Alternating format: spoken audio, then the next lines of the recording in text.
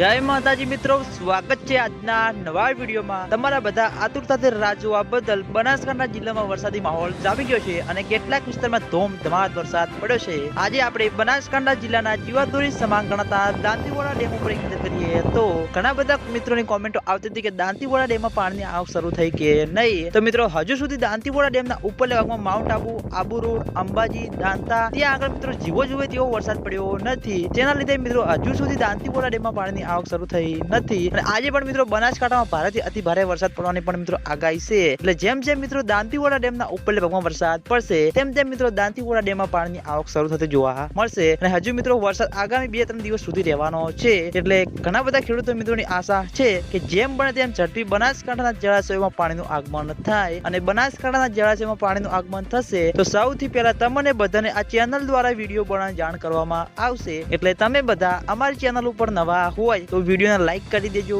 Comment કરી દેજો અને ચેનલને સબસ્ક્રાઇબ પણ કરી દેજો, જેથી કરીને અમે દાંતીવાડા ડેમ, સીપુ ડેમ અને મુક્તેશ્વર ડેમના તાજા અને લાઈવ સમાચાર લઈને આવીએ તો સૌથી પહેલા તમને બધાને ખબર પડી જાય। તો મિત્રો, જય માતાજી।